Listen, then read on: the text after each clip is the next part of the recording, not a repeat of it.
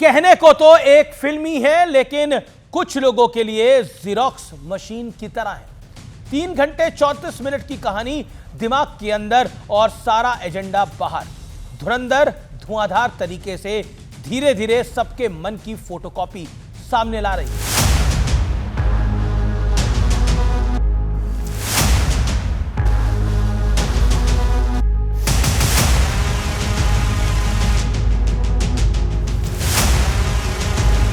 नमस्कार व्यूअर्स, मैं हूं अमीश देवगन।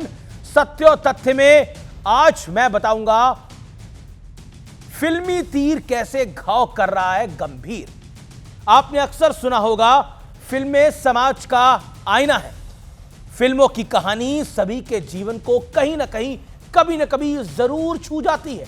फिल्में कभी हंसाती हैं, कभी रुलाती हैं और कभी सोचने पर मजबूर करती हैं। लेकिन आजकल कुछ फिल्में ऐसी हैं जो बुद्धिजीवियों के एक वर्ग के लिए लाई डिटेक्टर टेस्ट की तरह है।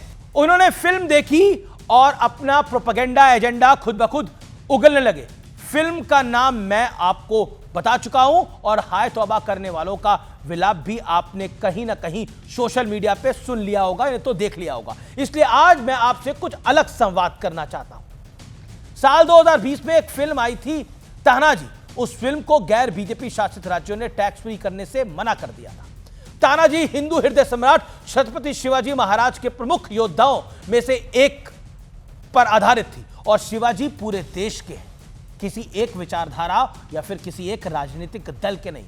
2020 में टैक्स फ्री से शुरू हुई कहानी 2025 में छावा रिलीज होने पर यहां तक पहुंच चुकी है कि अब विपक्ष ऐसी फिल्मों को देश की धर्मनिरपेक्षता के खिलाफ बताने लगा है।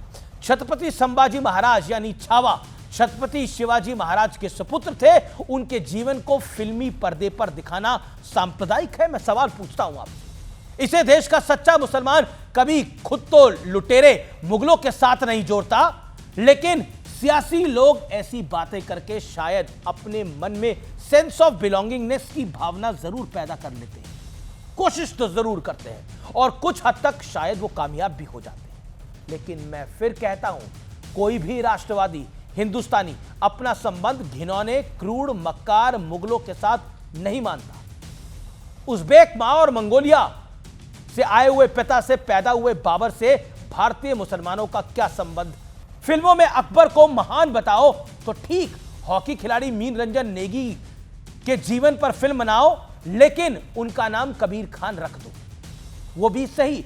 बॉलीवुड में खूब यश पाने वाले एक बैनर की एक फिल्म में ऋतिक रोशन का डायलॉग है, हम भी अजीब हैं, पत्थर को भगवान मान लेते हैं और फिर जब वो टूट जाता है तो सोचते हैं कि भगवान कैसे टूट गए। इस पर कोई कुछ नहीं कहता है।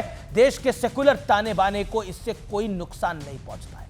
पीके फिल्म में शिवाजी के वेश में कलाकार को जान बचाकर भागते और फिर बाथरूम में छिपा हुआ दिखाया गया।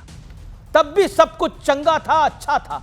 दुर्गा को सिगरेट पीते दिखाओ, तांडव वेब सीरीज में भगवान शिव और प्रभु श्री राम का मजाक उड़ाओ, तब भी देश का भाईचारा टॉप क्लास होता है जी।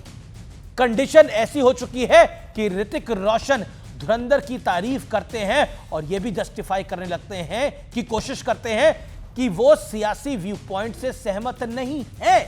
क्यों ऋतिक रोशन को ऐसा करना पड़ा? ऐसी नौबत क्यों आई? शायद इसलिए क्योंकि जब फिल्मों में केरल में धर्मांतरण की बात होने लगे, कश्मीर से पंडितों के नरसंहार के बारे में बताया जाने लगे, बंगाल में हुए डायरेक्ट एक्शन डे की याद दिलाई जाने लगे, तब कहा जाता है कि देश के सेकुलर ताने बाने पर घनघोर खतरा पैदा हो गया है। उर्दू वुड को ऐसे तमाचों की आदत नहीं थी। इन कथित बुद्धिजीवियों को और इतिहासकारों को इस बात की उम्मीद भी नहीं थी कि एक दिन ऐसा आएगा कि असली सच दिखाने की लोग हिम्मत कर पाएंगे और उन्हें इसकी आदत अब आगे और डालनी होगी। थोड़ी कठिनाई होगी, पाचन में थोड़ी दिक्कत होगी, लेकिन पचाना पड़ेगा। ये नया भारत है।